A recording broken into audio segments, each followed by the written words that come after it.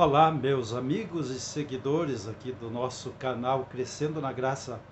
Graças a Deus, estamos aí chegando a um final de ano abençoados, né? E eu dou graças a Deus pela vida, por vocês, por mim, por nós, que temos vencido todas as tribulações que se nos apresentaram nesse ano que passou e nesse ano retrasado também, né? O 2020 aí que não foi fácil. Passamos para 2021, aí já com uma certa dificuldade, mas o nosso tema de projeto de vida na igreja era o ano da reconstrução e nós tivemos aí a graça de ver Deus reconstruindo muitas coisas nas nossas vidas, na vida dos irmãos, na vida dos amigos, na cidade, no país, enfim, Deus reconstruindo tudo. O nosso Deus é o construtor e reconstrutor. Eu quero começar dizendo para vocês do prazer que tenho de estar novamente aqui gravando mais uma mensagem e estar tendo vocês aí como amigos, como seguidores. E eu quero convidar você que ainda não é seguidor, apenas tem assistido os vídeos, que possa estar se inscrevendo aí no canal. É só fazer o login, se inscrever, deixar sua opinião, deixar seu comentário também com relação ao que você tem ouvido, ao que eu tenho passado para vocês. Enfim, eu sempre peço aí a participação de vocês, não só amém, não só tá bom, não só, mas deixar um comentário mesmo. Olha, assim, assim, assim, eu também acho assim, assim, assim, tem mais, tem isso, mais isso, mais isso. Então, que você possa estar contribuindo, porque tem pessoas que estão assistindo e lendo os comentários e vão ser edificados também juntamente, né? É através do seu comentário. Mas enfim, eu tenho mais uma mensagem aqui para passar para vocês. O nosso canal é um canal de mensagens, né, com respeito às coisas de Deus, com respeito à Bíblia Sagrada. E eu quero então deixar mais uma mensagem. As mensagens que eu trago para a igreja, eu também posto aqui no canal Crescendo na Graça. E eu tenho aqui uma mensagem cujo título é Os Trabalhadores do Reino. Talvez se diga, não tenho nada com isso, eu não trabalho no reino. Quem sabe não, quem sabe sim, mas vamos à mensagem para que você então esteja se inteirando do que é um trabalhador do reino. Eu tenho o texto que está aqui no capítulo 10 de Lucas, do versículo 1 ao versículo 12, mas eu quero focar no versículo 2, certo? Este pedido de Jesus que ele fez nesse texto, aqui nessa oportunidade. Então eu quero ler o texto que é 10 de Lucas, do 1 ao 12, onde diz assim: Depois disto, o Senhor designou outros 70 e os enviou de dois em dois, para que o procedessem em cada cidade, para que o precedessem em cada cidade. É bem diferente proceder de preceder. Preceder é ir antes, é ir na frente, né? Estar antes no local. Para que o precedessem em cada cidade e lugar aonde ele estava para ir. E lhes fez a seguinte advertência: a seara é grande, mas os trabalhadores são poucos. Rogai, pois, ao Senhor da seara que mande trabalhadores para a sua seara. Ide, eis que eu vos envio como cordeiros para o meio de lobos. Não leveis bolsa, nem alforje, nem sandálias, e a ninguém saudeis pelo caminho. Ao entrardes numa casa, dizei antes de tudo: paz seja nesta casa. Se houver ali um filho da paz, repousará sobre ele a vossa paz. Se não houver, ela voltará para vós. Permanecei na mesma casa, comendo e bebendo do que eles tiverem, porque digno é o trabalhador do seu salário. Não andeis a mudar de casa em casa. Quando entrardes numa cidade e ali vos receberem, comei do que vos for oferecido. Curai os enfermos que nela houver, e anunciai-lhes: a vós outros está próximo o reino de Deus. Repetindo o versículo 9. Curai os enfermos que nela houver. A vós outros está próximo, e anunciai-lhes, dizendo: a vós outros está próximo o reino de Deus. Quando, porém, entrardes numa cidade e não vos receberem, saí pelas ruas a clamar, até o pó da vossa cidade, que se nos pegou nos pés, sacudimos contra vós outros. Não obstante, sabei que está próximo o reino de Deus. Digo-vos que naquele dia haverá menos rigor para Sodoma do que para aquela cidade. Como eu disse, é um texto bastante extenso, cheio de pormenores com respeito ao chamado e às obras dos obreiros. Mas eu quero estar me posicionando com vocês neste texto, nessa mensagem, no versículo número 2, conforme eu disse, onde diz: e lhes fez a seguinte advertência: a seara é grande, mas os trabalhadores são poucos. Rogai, pois, ao Senhor da seara que mande trabalhadores para a sua seara. Começando então a estar entrando dentro do assunto do texto, por que Deus chama o reino dele, ou este mundo, de seara? Nós entenderemos melhor se formos ler, por exemplo, o capítulo 13 de São Mateus, onde diz que um semeador saiu a semear, e Jesus compara então a pregação do evangelho com uma semeadura. Capítulo 15 de São João, por exemplo, ele diz: eu sou a videira ou a oliveira verdadeira, e o meu pai é o lavrador.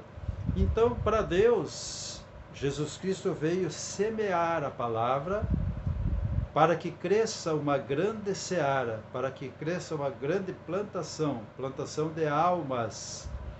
E então, no dia da colheita, que é o dia da vinda de Jesus, todo esse trabalho então será compensado por aqueles que entraram verdadeiramente no reino de Deus. E eu faço uma pergunta: você é uma dessas pessoas que já estão no reino de Deus, que já adentraram ao reino de Deus pela fé em Cristo Jesus? Mas nos posicionando com respeito à seara. A seara é o mundo. Então, o mundo é uma grande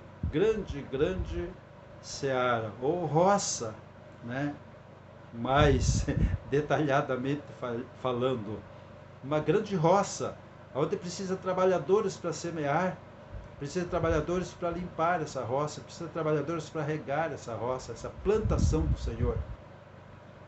E nós sabemos que, com relação à grandeza desse mundo, a grandeza dos povos da terra, realmente são poucos os que trabalham para o reino de Deus. Realmente são poucos daqueles que creem em Jesus, aqueles que arregaçam as mangas para estarem sendo obreiros na obra, ou seja, trabalhadores nessa obra, servindo ao Senhor e ajudando nesta grande plantação para que seja feita então uma grande colheita. Em Mateus 5, no versículo 13 e 14, a respeito da qualidade desses obreiros, Jesus Cristo diz o seguinte: os trabalhadores dessa seara, a qualidade de vida que eles devem ter, a qualidade do seu trabalho, a qualidade da sua dedicação com relação ao seu chamado. Jesus diz assim: vós sois o sal da terra, e se o sal for insípido, ou sem gosto, com o que se há de salgar? Para nada mais presta, senão para se lançar fora e ser pisado pelos homens. Vós sois a luz do mundo, não se pode esconder uma cidade edificada sobre um monte. Então Jesus está dizendo aqui que os seus obreiros, os trabalhadores da sua seara, são pessoas que fazem a diferença. São como o sal que salga, são como a luz que clareia. Então, esses obreiros, eles devem estar cada vez se qualificando mais, se capacitando mais, espiritualmente, emocionalmente, psicologicamente, culturalmente, para estarem fazendo esta grande obra de semear a palavra de Deus com sabedoria, para que a semente venha realmente a vingar, venha realmente a nascer e a crescer. E haverá no final de tudo uma colheita, onde se encerrará todo o trabalho. Com relação ainda a qualidade desses obreiros, porque não é qualquer um. Eu estou dizendo sobre isso, qualidade, porque não é qualquer um. Não é qualquer pessoa que pode sair por aí dizendo: eu represento o reino de Deus, eu represento Jesus, eu represento a igreja onde eu congrego. Infelizmente, por falar nisso, tem muita gente que tem má impressão de muitas igrejas por causa da qualidade daqueles que dizem que representam a igreja. Porque, infelizmente, no meio da igreja, conforme Jesus disse, no meio de trigo tem o joio, no meio da igreja também tem as pessoas que não deveriam se pronunciar a respeito de representação de reino de Deus, representação de evangelho ou representação de igreja. Porque as suas vidas são desqualificadas para isso. Então nós, focando então nesta questão de que Jesus disse para nós orarmos para que o Pai envie mais obreiros para a sua seara, mais trabalhadores para a sua obra, nós devemos orar e também estar observando se esses obreiros são qualificados para a tal obra. Porque são muitos que se apresentam dizendo: eis-me aqui, estou aqui para fazer, o que quer que eu faça, mas na verdade às vezes não tem qualidade de vida para representar a igreja do Senhor. Então é bom que nós sejamos conscientes com respeito a isso, e quando nós vermos um mau obreiro, um mau representante de uma igreja, de uma denominação, ou até mesmo daqueles que se dizem representantes de Jesus ou do Evangelho, nós possamos estar conscientes para fazer uma devida separação. Não, esta pessoa não representa todo o povo, ou todos os obreiros, ou toda a igreja. Esta pessoa é apenas uma pessoa de má qualidade de vida, má qualidade de fé, má qualidade de testemunho. Eu não vou julgar os demais por causa dessa pessoa. Entrando mais uma vez dentro do assunto da qualidade dos obreiros, então, em Mateus 25, 21, o Senhor também ainda diz o seguinte, a respeito daquela parábola, dos trabalhadores ou dos talentos. Em Mateus 25, afinal, ele diz o seguinte: o seu Senhor lhe disse: bem está, servo bom e fiel, sobre o pouco foste fiel, sobre o muito te colocarei, entra no gozo do teu Senhor. O que quer dizer aqui então? Que o obreiro ou o trabalhador da seara, ele deve ser bom e fiel, porque o que ganhou a recompensa aqui, nesta parábola que Jesus contou no capítulo 25 de São Mateus, o que ganhou a recompensa, o que foi qualificado, o que foi aprovado no final, foi aquele que Jesus disse: bem está, servo bom e fiel. Agora entra no gozo do teu Senhor, ou seja, receba a recompensa. Entre agora naquilo que você vai receber como recompensa pelas suas boas obras. Ou seja, faça agora proveito do reino de Deus que lhe está aberto. Então, o obreiro, ele tem que ser bom. Então, falando de qualidade, Jesus disse bom e fiel, né? Bom em tudo. Ele tem que ter qualidade de vida, tem que ter qualidade de palavras e também sustentar o que ele fala, sustentar o que ele faz. Quantos obreiros por aí que têm péssima qualidade, quantos membros de igreja por aí que estão em muito devendo em qualidade de vida, em qualidade de testemunho, né? Devem para um, devem para outro, devem uma palavra ali, devem uma promessa aqui, é um testemunho ruim para cá, um testemunho ruim para lá, e embora muitas vezes a pessoa também tenha seu lado bom, sua parte boa, seu testemunho bom, mas no fim acaba o que eles fazem de ruim ofuscando o que eles fazem de bom. O apóstolo Tiago disse no seu livro, na sua epístola, que de uma mesma fonte, capítulo 1 de Tiago, capítulo 3 também ele bate nessa tecla, não pode jorrar de uma mesma fonte, não se jorra duas águas, ou seja, água com dois tipos de água, doce e amarga. Então, isto é prejudicial quando nós temos dois testemunhos. Quando o meu testemunho, por exemplo, diante dos homens, tem horas que sejam bom e tem horas que não sejam, isto não constrói.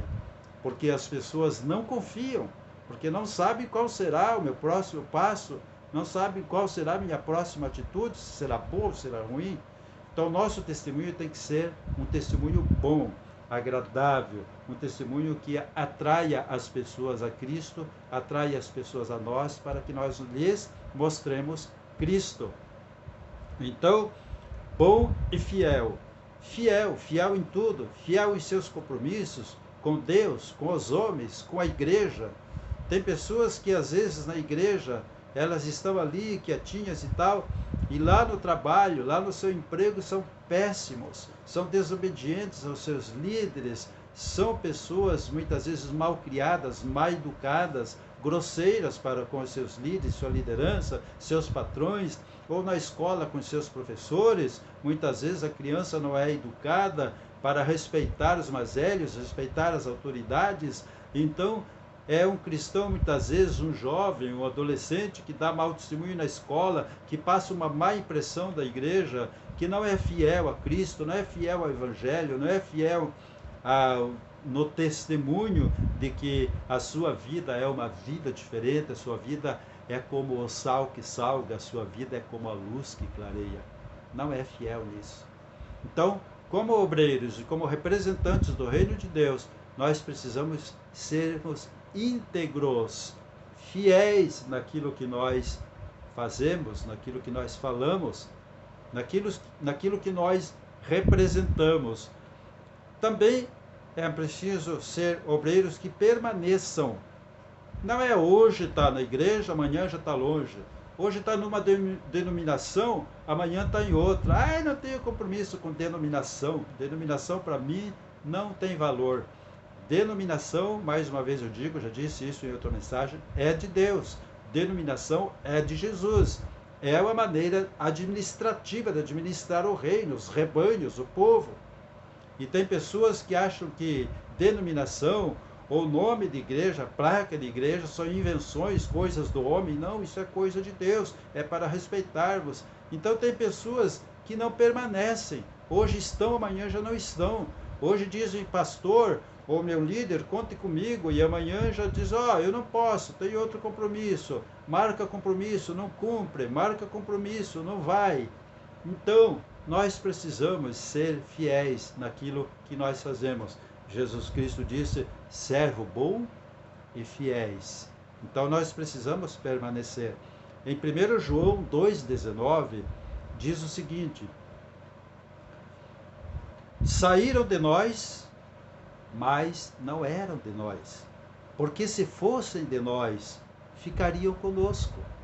Mas isto é para que se manifestasse que não são todos de nós. O apóstolo João foi um dos apóstolos mais chegados a Cristo.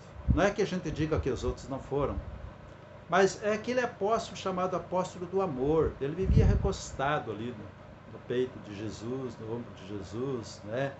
Tem quadros até representando essas cenas. Foi ele que foi escolhido para a revelação do Apocalipse, por exemplo. Então o apóstolo João foi o apóstolo de ótima qualidade em termos de ser bom, em termos de ser fiel e em termos de permanecer na presença de Jesus. Ele não se dispersou. E ele, então, com respeito a essa questão de permanecer ou não permanecer, ele diz assim, se saíram de nós é porque não eram dos nossos. Se fossem dos nossos, ficariam no meio de nós.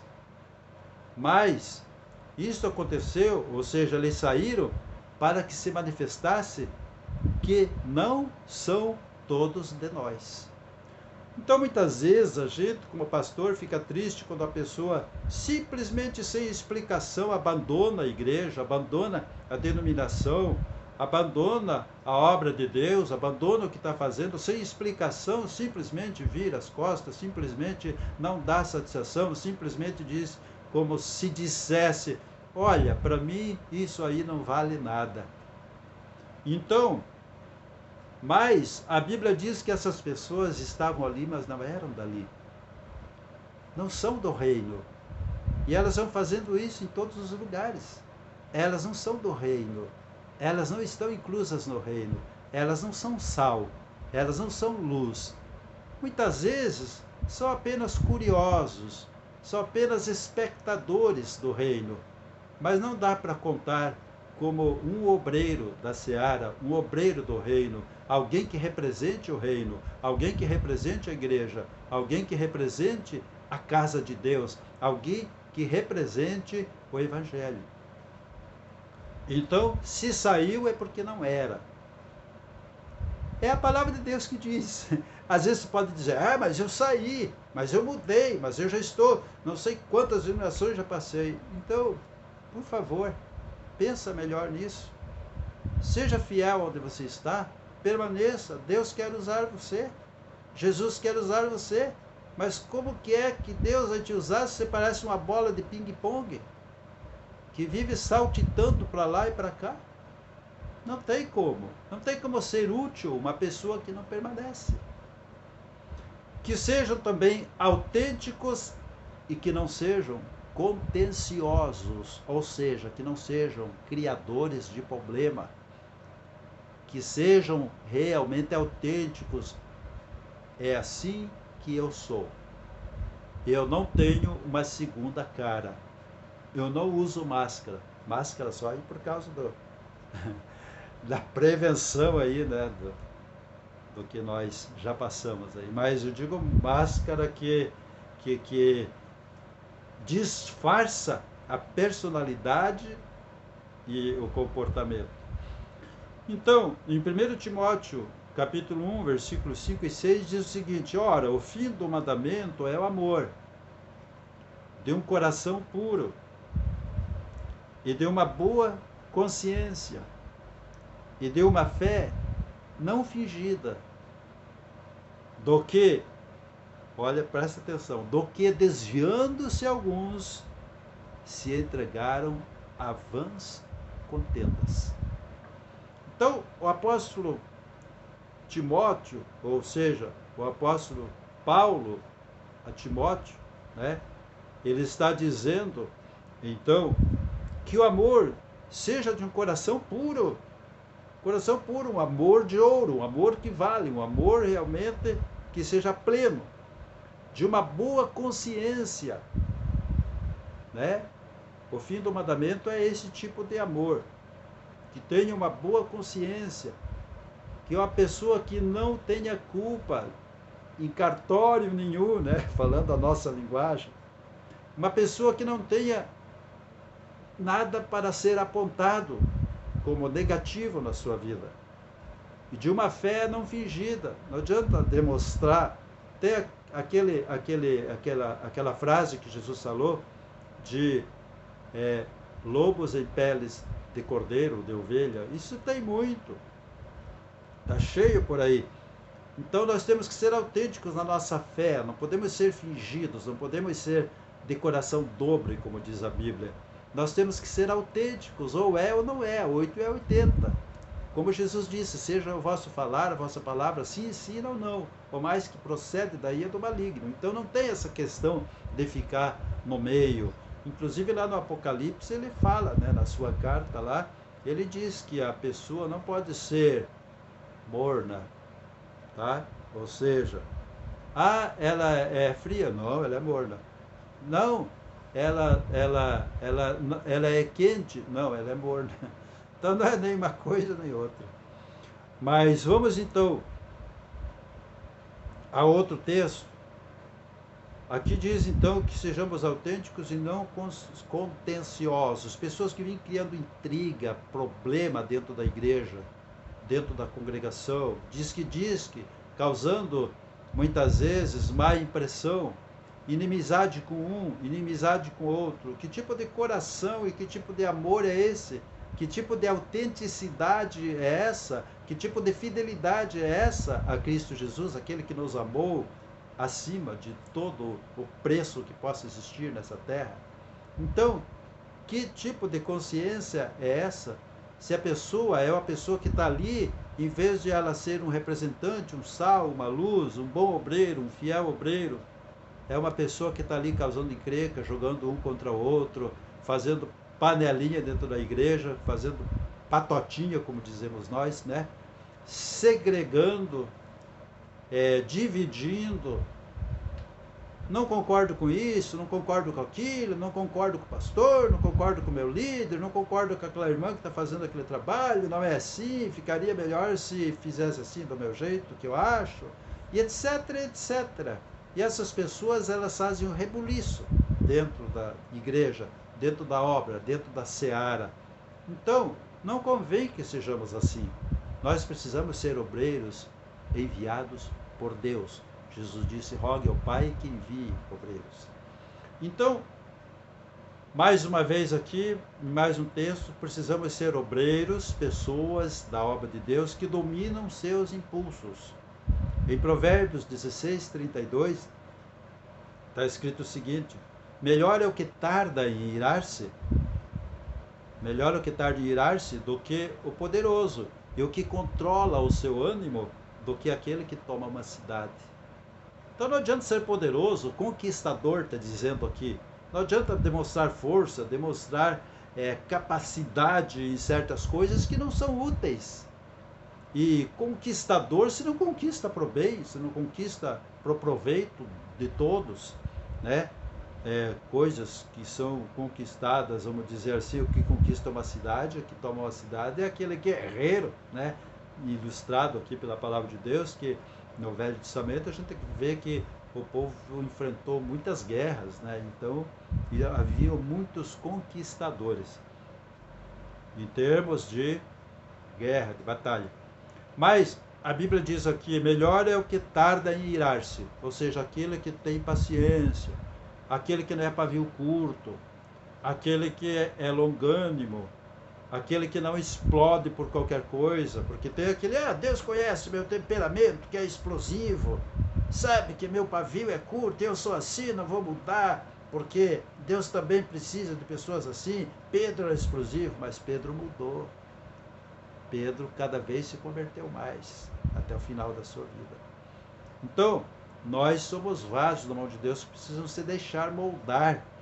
Não é proveitoso uma pessoa que se ira fácil, que explode fácil, porque na hora que explode, na hora que se ira, ela põe tudo a perder. Depois não adianta, foi sem querer, eu sei que extrapolei, eu sei que fiz mal, mas eu não sou assim. Como não é assim se fez assim? Então, a Bíblia diz que é melhor o que tarda em irar-se. E também o que controla o seu ânimo. Às vezes, realmente, a gente não está com ânimo para certas coisas. Mas escuta aqui, as outras pessoas têm culpa disso? Deus tem culpa disso? Muitas vezes nós estamos sem ânimo por coisas que nós mesmos acrescentamos na nossa vida, no nosso dia a dia. Muitas vezes estamos colhendo resultados daquilo que nós fizemos de ruim. E às vezes ficamos para baixo, desanimados, cabisbaixos.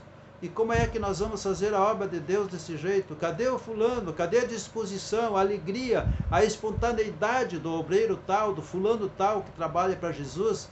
Não, está lá, cabisbaixo, empurrado, desanimado, tá? O que é isso?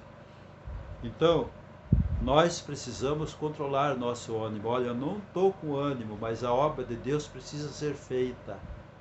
E eu vou fazer de bom grado, com um sorriso no rosto. Isso sabe o que acaba gerando? Acaba gerando em nós uma reação positiva com relação aos fatos e coisas negativas. Porque entregar-se às coisas negativas nos leva a ficar depressivos. Nós precisamos dessa reação, de controlar esse ânimo, não deixar o mau ânimo ou desânimo tomar conta da nossa vida. Estou chegando já ao limite do meu tempo de vídeo, então eu quero concluir essa mensagem dizendo o seguinte: os maus obreiros, infelizmente, serão rejeitados. No final, no 25, no mesmo texto que eu li ali, de Mateus 29, 30, versículo 29 e 30, o Senhor Jesus diz assim: porque a qualquer que tiver, será dado, e terá em abundância, mas ao que não tiver, até o que tem lhe será tirado. Lançai, pois, o servo inútil nas trevas exteriores, ali haverá pranto e ranger de dentes. Está aí a recompensa de quem não foi fiel, de quem não foi bom, de quem não foi autêntico, de quem semeou contenda, de quem não dominou seus impulsos, de quem não foi, enfim, um obreiro fiel, um bom obreiro, daquele que não construiu nada dentro do reino de Deus. E eu sei que você não é desse tipo de pessoa.